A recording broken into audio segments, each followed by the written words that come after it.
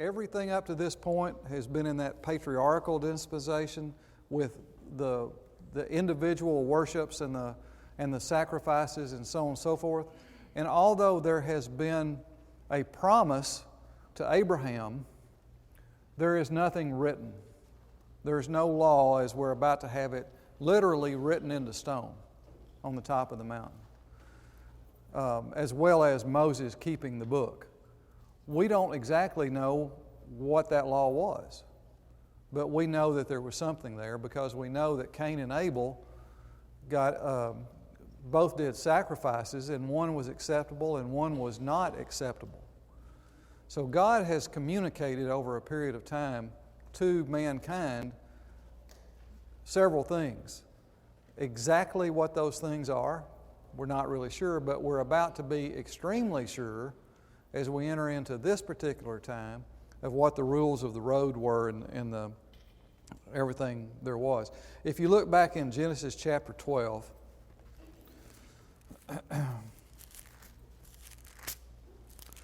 verse 1 and 2, the Lord said to Abram, "Get out of your country, from your family, and from your father's house, to a land I will show you. I will make you a great nation. I will bless you and make your name great, and you shall be a blessing. I will bless those who bless you, and I will curse him who curses you, and in you all the families of the earth shall be blessed." Staying there and going over to chapter 15 of Genesis. Then he brought him outside, and he said, "Look towards the heaven and count the stars, if you are able to number them." And he said to him, "So shall your descendants be." And he believed in the Lord, and he accounted it to him for righteousness. Now, was this a promise? Yes, this was a promise. Was this the old law? Was this the covenant that we're looking at as we enter this Mosaical dispensation? And no, it wasn't. God's going to give written instructions. Back to Exodus, chapter 19, verse 6 and 7. This is verses 16 and 17. This is around the mountain. Then it came to pass on the third day in the morning that there were thunderings and there were lightnings. There was a thick cloud on the mountain. The sound of the trumpet was very loud, so that all the people who were in the camp trembled. And Moses brought the people out of the camp to meet with God, and they stood at the foot of the mountain. It's important to understand where all the people are, what was going on before Moses went up. What did they see? Did they know the presence of God was there? And they did, because what did they see when they looked up on the mountain? They saw lightning, they saw fire, they saw a thick cloud, they saw smoke, they heard thunder, they heard trumpets. So they knew the presence of God was there. Verse 18, now Mount Sinai was completely in smoke because the Lord descended upon it in fire. Its smoke ascended like the smoke of a furnace. I take that to mean that they felt something. How close can you get to a raging hot furnace? Well, it depends on how hot it is. Any iron workers in here? Anybody who's forged steel? You get around that furnace, you can't stand right in front of it. You have a certain distance out that you can feel that radiation hitting you. And the whole mountain quaked greatly. Verse 21. And the Lord said to Moses, "Go down and warn the people, lest they break through to gaze at the Lord, and many of them perish. And let the priests who come near the Lord consecrate themselves, lest the Lord break out against them." But Moses said to the Lord, "The people cannot come up to the mountain, for you warned us, saying, 'Set bounds around the mountain and consecrate it.' Then the Lord said to him, 'Away, get down and then come up, you and Aaron with you. But do not let the priest and the people break through to come to the Lord, lest I break out against them.'" Get the idea? Moses has gone part way up the mountain. He was getting ready to commune with God. God said, Go back down, tell them one more time. Moses says, well, I've already warned them. Get out of here, go back, tell them again. That's how important this is. Do not touch the mountain. Well, did they touch the mountain? They did not. What did they do instead? You know, in my lifetime, my dad has looked at me and said, Richard, are you really that thick? You know, and probably you've said the same thing to your kids, and probably your parents might have said that to you. How thick are they? Very. You know, Moses brought them around, said, here's the rules. You can't come up here, you can't touch. I'm going to be on the mountain. God's going to be there. You got to pay attention to what I'm telling you. Moses starts up the mountain. God says, no, go back and tell him one more time. He goes back and tells him one more time, and where do we end up? Same places, you know. They do it every time. Chapter 20, verses 18 through 21, skipping the commandments for right now. Now all the people witnessed the thunderings, the lightning, the flashes, the sound of the trumpet, the mountain smoking, and when the people saw it, they trembled and they stood afar off. Then they said to Moses, you speak with us, and we will hear, but we will not let God speak with us, lest we die. And Moses said to the people, do not fear, for God has come to test you, that his fear may be before you, so that you may not sin. So the people stood afar off, but Moses drew near the thickness where God was. How did they react? With fear and trembling? Did they recognize who it was that was on the mountain? Yes, which makes it all the more worse for the actions that they take later and continue to take for that matter. Chapter 24, jump ahead again. Verse 3. So Moses came and told the people all the words of the Lord and all the judgments. And all the people answered with one voice and said, all the words which the Lord has said we will do. And Moses wrote all the words of the Lord, and he arose early in the morning and built an altar at the foot of the mountain and 12 pillars according to the 12 tribes of Israel. Now he's still not up on the mountain at this point. So what we have before us, given all these instructions that take place before we have a picture of Moses going up to the mountain, are written not by God on a stone tablet, but rather by Moses in whatever form that they wrote at that particular time. There is a written record that has taken place. You will see that some people believe that chapters 20, 21, 22, 23 is God talking directly to the people, so that when they were camped around the mountain and they saw all the thunderings, heard the thunderings, felt the quakings, saw the fire, saw the smoke, saw the lightning, etc., that God was speaking to them, that they could understand what it was he was saying.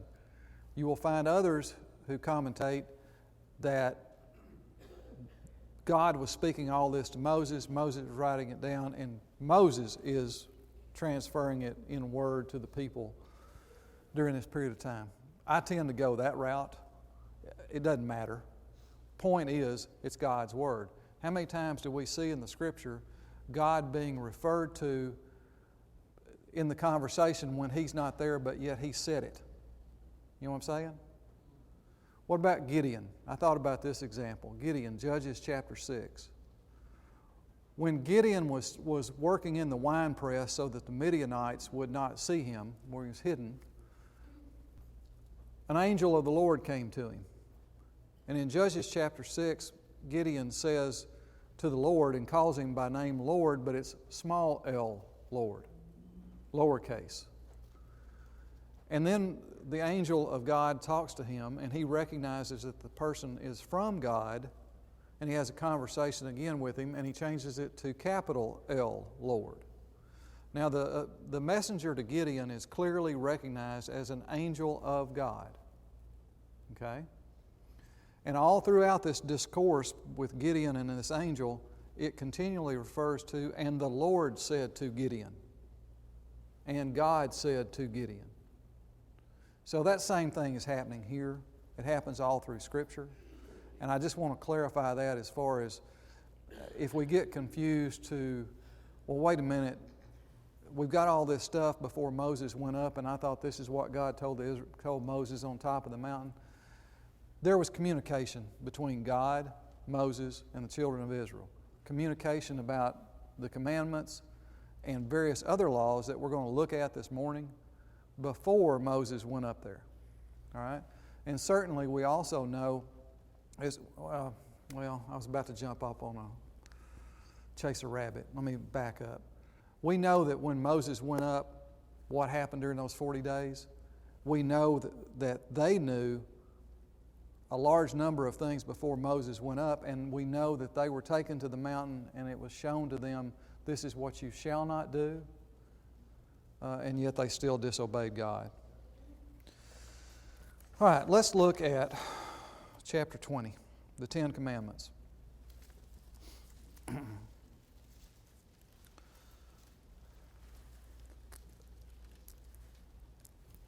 They're all spelled out for us. Probably if we remember anything without having to look it back up, we remember the first commandment, don't we? The first 4 commandments all have to do with God. No other gods before me, no idols, respect for God's name, keep the Sabbath day holy. All those are directly centered on God. These, number 1, number 2 specifically, the Israelites completely blow away within just a few days of being given all this instruction. The 5th commandment, honor your father and mother, and the 7th commandment regarding adultery are centered around the family unit. And then 6, 8, 9, and 10 all have to do with our responsibility towards mankind. You can look at this and see what in front of you as we look at our laws, both civil and criminal, today. Are they here in the Ten Commandments? Absolutely they are. As they are in most countries' codes and statutes, whether or not those countries, or whether or not our country for that matter, wants to admit that's where they came from. We get extremely upset because states have pictures of the Ten Commandments in legal buildings, things on the wall that represent this. Wasn't it Alabama that had the Ten Commandments, a stone replication of the Ten Commandments out in front of the Alabama Supreme Court or something of that nature? But you cannot look back at what God gave those Israelites, take the laws of the state of Florida or Alabama or any other state in the United States, put them side by side and come up with the conclusion that we were brilliant enough as mankind to figure out all these things ourselves. There they are. I was putting together some lessons one time, and I asked a friend of mine for a couple of ideas about some topics. And he gave me a book, and he says, here's a bunch of sermons. I've used this all the time. There's no such thing as an original thought. Just copy these. Well, I thought about it for a little while, and the older I get, the more I recognize I don't think there is such a thing as an original thought. We've gotten it from somewhere. It came. What did Solomon tell us? There is nothing new under the sun. It's right here, whether we want to admit it or not. Gary? I think it's interesting. I think we were talking about it a lot one time, but all of this stuff against God, our country wants to remove God. But in the Supreme Court, I'm sure most people know it, but in the Supreme Court, the Ten Commandments are all over that building. And over top of the Chief Justice's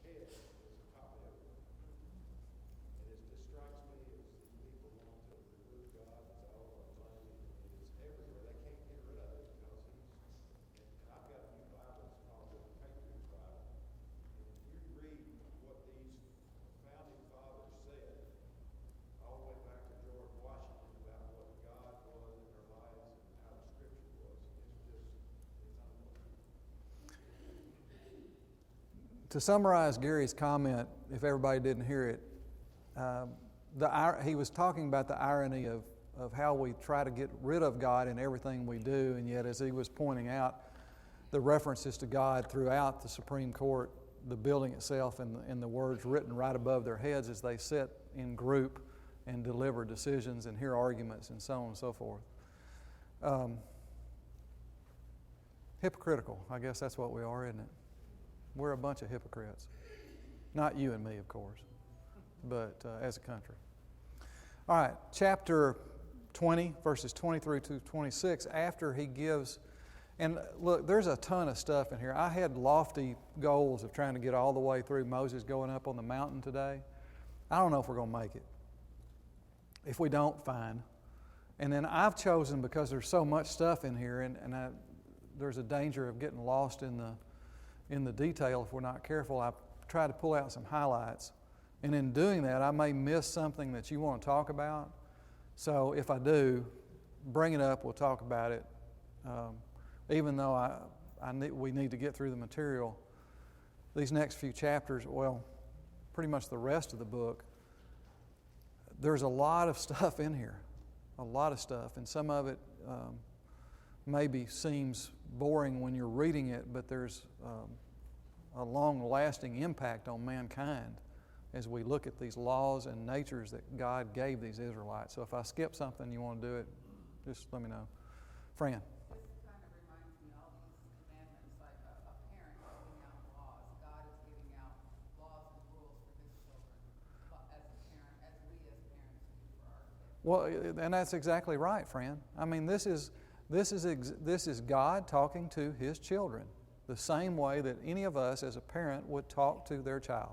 Those are things we hope our kids would never do, hopefully instill in them. Sometimes we wonder why we have to make these kind of rules, but what have we proven over a period of time?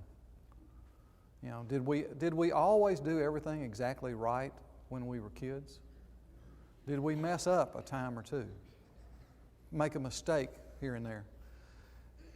Chapter 20, verses 23 through 26 is kind of an odd place talking about the altar, but what do you know about altars? How do you build them? How do you make one? God gave them an instruction right on the front end. You're going to be doing sacrifices. This is how you're going to do an altar. This is what you're going to do. What were they made out of, typically? Rock. Look in verse 22. I'm sorry.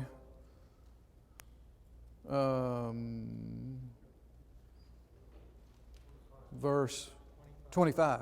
Thank you. And if you make me an altar of... No, that's not what I want. An altar of earth. Thank you, Sue. Keep me straight. An altar of earth you shall make for me, and you shall sacrifice on it your burnt offerings and your peace offerings, your sheep and your oxen, in every place where I record my name. We do typically think of them as rock, don't we? Because everywhere that somebody went, what did they do? Take 12 stones or take a number of stones and put them up and make an altar? Bill? But he says in the next verse 25, it's okay to build it with stone. You just can't change you can't knock any of the stone off, make it beautiful like that. It's just use the rock. It is. It does. And the point of both of these, whether it's earth or whether it's rock, is God wanted just simply what was there. The focus wasn't supposed to be on the altar. The focus was on the sacrifice. And so you had just a mound of dirt. Oh, well, that's cute. That's a mound of dirt. No, that's an altar. And on top of it, we're going to sacrifice to God. If you did use rocks, you just heap the rocks up one on top of one another. What does the Scripture say you did to the altar if you used hewn stone? You profaned it.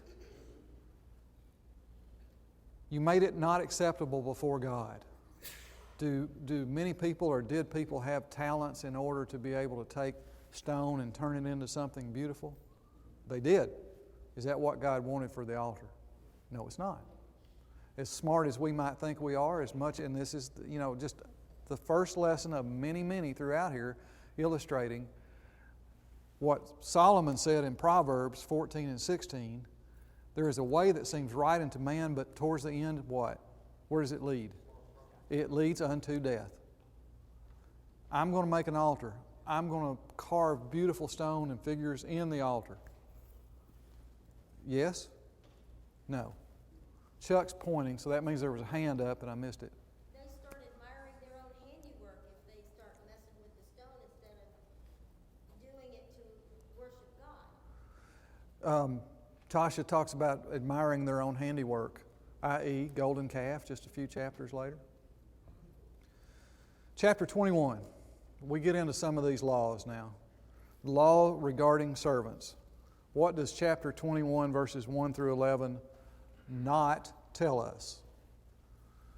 I have heard it argued on many occasions that God authorized slavery or indentured servanthood based on the fact that He gave laws to cover such. Is that what this is talking about? It is not. Apparently, what do we see as the Israelites come out of bondage? We have some who support themselves, and we have others who need to work for someone else. The habit was, and was this a thing of only the Israelites regarding servanthood, indentured servants? No. Society, all of Earth's society at that time, all cultures, had some sort of servanthood, indentured bondage. And he talks about here to the Israelites, when you have a Hebrew servant, what do? How do you treat that person? Well, what does this say as to how you treated them? First of all, what was their term of contract? 6 years. What did you have to do with them in the 7th year? Had to set them free. All right? We see this later, do we not? When we get to laws, several laws regarding debts and farming and so on and so forth. 6 years, 7th year off, or rotate your fields, those kind of things. All of this here regarding these servants. You got 6 years that you have a contract. You get 7th year, they got to go free. What if they brought a wife and kids with them when they came into your service? Pardon? They would all go free. What if they came by themselves and their master provided a wife, and from that wife they had kids? What about them? They stayed. Okay? They belonged to the master. All right? What if you got through with your 6 years of service and you liked it so much, and probably the situation was you came, you went to work, you were provided a wife, you had kids, and you decided you didn't want to leave them. You wanted to stick with everybody. What if you decided to stay? All right, we sing a song about Lord Pierce Mayer, right? We make it into some kind of grand initiation into something. They were piercing their ear to show ownership. Okay, it wasn't a piece of jewelry that they were putting in there in order to be in with whatever the latest trend was. How long did they serve if they went through that procedure? All right, one-time deal. You went through your 6-year contract. At the end of that 6 years, you had a choice to make. You could go or you could stay. But if you decided to stay, that's it. You're not going anywhere else. You don't get another chance. You don't get to renegotiate at the end of the next 6 years. Okay? What about female servants? Had some of these too. Were the rules exactly the same on the female servants? They were not. What was different about that? What could a female, or what could not be done with one of the female servants? Couldn't be sold to a foreign outside. Okay? Look at verse 10.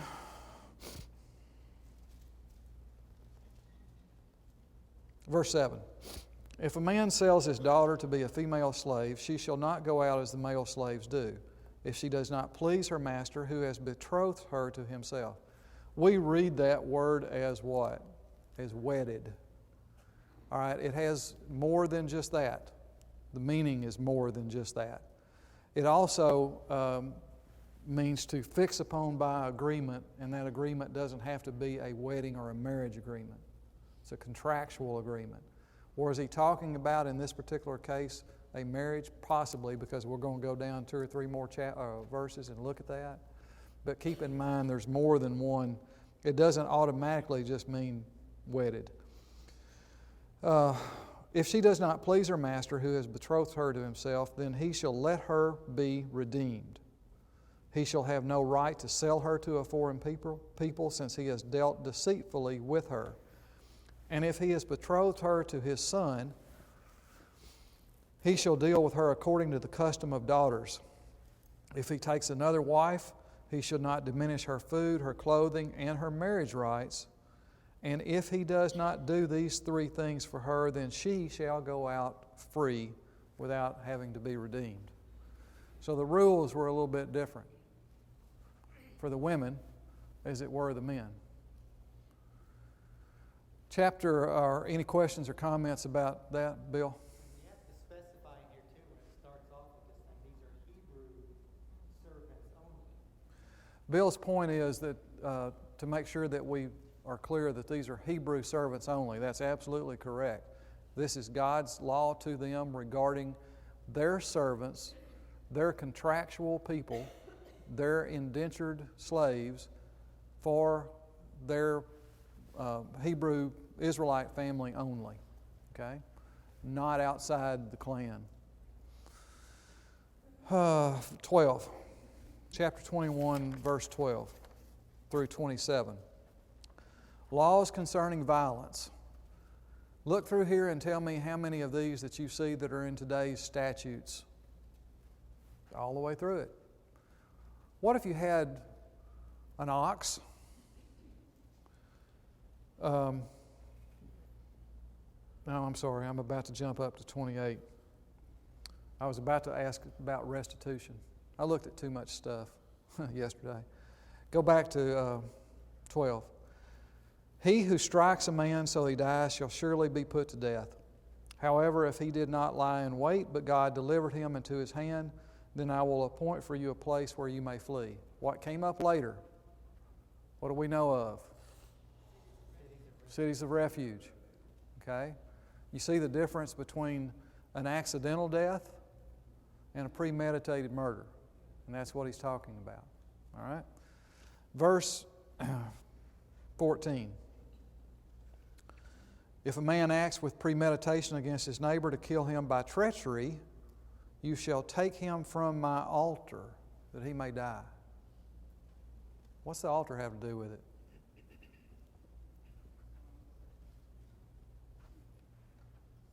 You remember a story about David and one of his mighty men named Joab? Joab was a pretty effective hatchet man. Joab did a lot of things for David. He killed a lot of enemies, and he wasn't always judicious, I guess, in how he went about his actions. What happened to Joab when Solomon became king?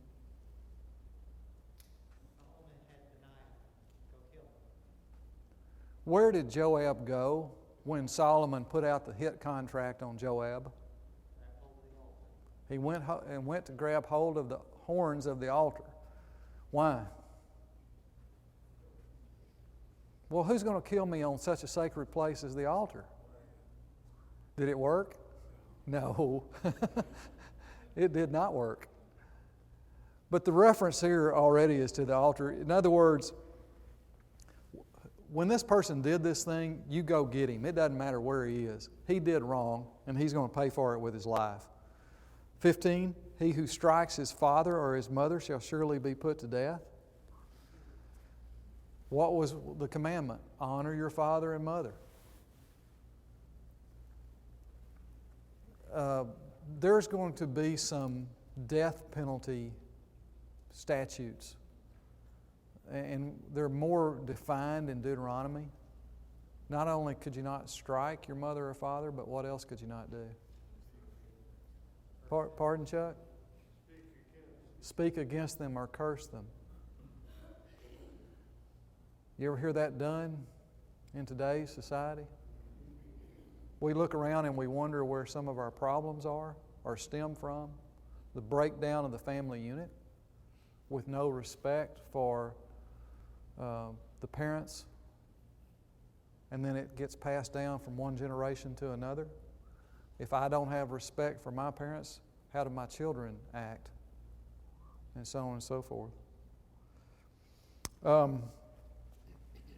Verse 17, and who curses his father or mother shall surely be put to death. If men contend with each other and one strikes the other with a stone or with his fist and does not die and is confined to his bed, if he rises again and walks, then he who struck him shall be acquitted. He shall only pay for the loss of time. You see, the restitution being made and the level of the crime being talked about with God. Are all these things on the same par? Is everything a death penalty sentence? No. Are there extenuating circumstances? Yes. And in those extenuating circumstances, here's what it will be. What did we talked about Jethro's advice to Moses last week or the week before? And what did Jethro advise Moses to do regarding his judging of all these people? Break it down with people that you can trust and give them thousands and hundreds and fifties and tens.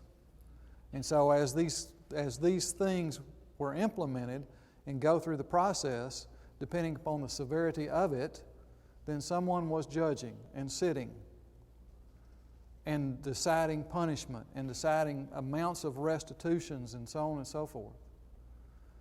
I mean, where do we get our legal system from? Which, we in the United States like to say is the most fair in all of the world. Well, it's here, whether we like to admit it or not.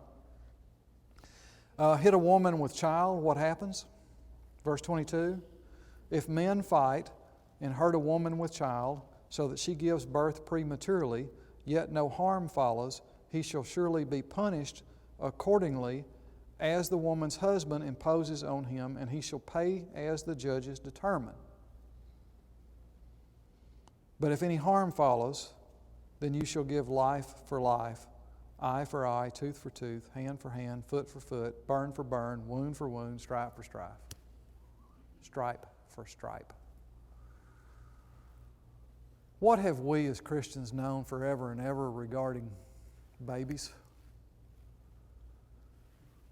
Life begins at conception, and it's so simple and it's so obvious. What's in the mother's womb? It's a child. We get caught up calling it a fetus, but it's a child. What happened if you struck a pregnant woman and she lost the baby? I mean, it's a death penalty thing. And we don't seem to attach, as a society, the same importance to it. And it saddens me, and it should sadden all of us. 28 through 30, through the end of the chapter, animal control laws. Here's where I tried to jump to a while ago. What do you do? Oh, well, I should back up. Questions or comments on that section there as we talked about the laws concerning violence? All right, same chapter, verse 28 through 36, the animal control laws.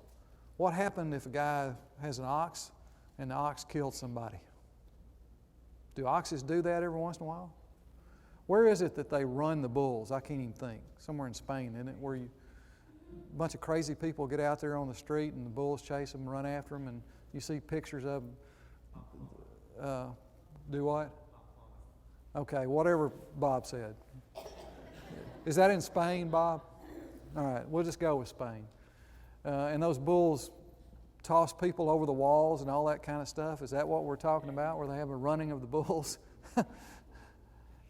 All those bulls ought to be put to death, and all the people that are stupid enough to go run with the bulls ought to, have an electrical wire attached to them or something for doing something so crazy. But if you had an animal and that animal killed someone else, what was supposed to happen to the animal? Kill the animal. Okay?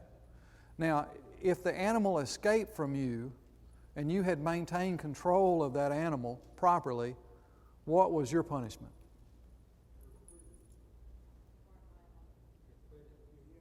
All right, you weren't charged with the murder of that person. Was there restitution involved? Okay? What happened? You took your responsibility properly. You had your animal. You cared for your animal. Your animal got out. Your animal did something bad to somebody else's animal or person. In other words, what happened? It's just an accident. Imagine that concept. Just an accident. Well, if you watch the television early morning news, you will believe that there is no such thing as an accident because every commercial is for a criminal or a personal injury lawyer. Is Tim in here this morning? I don't see him. Of course, Tim's not a personal injury lawyer. He won't, surely he wouldn't get mad at me for speaking badly against certain kinds of lawyers, I guess. You get the idea, though. It's always somebody else's fault. Somebody's got to pay. Well, who paid? My dog got out and he went across the street and he bit somebody. Oh, it happens. Now, what would happen, though, if you knew you had a bad dog or ox? The ox had shown that it was not on its best behavior in several circumstances, and then that ox got out. Different story. Okay? It is your fault. The ox killed somebody, you're going to lose your life too. Now, there's one other thing that's, and no, we didn't get very far, did we? There's one other thing I want to go through here on this, and then I'll quit it for today. Verse 33. If a man opens a pit, or if a man digs a pit and does not cover it, and an ox or a donkey falls in it, the owner of the pit shall make it good. He shall give money to their owner, but the dead animal shall be his. Let's say that you're digging a pool, and you put it in the backyard, and your insurance company requires you to do what around it? Have a fence. Why is it necessary for you to have a fence? Because our first thing that we want to say when somebody falls in a pit that's on our property is, they were trespassing. It's not my fault. That's my property. I can put any pit on it I want to put on it, and it's their fault because they walked through my property. What does this say? It is your fault. You dug the pit, and the other animal came in here and fell in it, and you're going to have to pay for that animal. What do we all have? Personal responsibility. Insurance. Did you say insurance? We have insurance because of this right here. We have to carry homeowners insurance because if my neighbor's ox falls into the pit, then I'm going to have to cover it. They had personal responsibility, and we all have to take it. There are consequences for our actions. That's really what's going on here as we look at these things, that God is giving these people these instructions. There are consequences for the actions that you take and the things that you do. One of the favorite things I like to tell my kids when they were growing up was there was not a single decision they could make that happened in a vacuum. And I would challenge them, if you can come up with it, tell me what it is. Because everything you do impacts you and someone else. To this date, they still haven't come up with one that they've made that affected only them. And that's what God's trying to illustrate. All right, that was the bell. I got to quit. Are there questions or comments about this? We'll pick up here next week, and I'll try to get a little bit further. I think I'm guilty of doing what I said we shouldn't do and get bogged down. I'll try to go faster.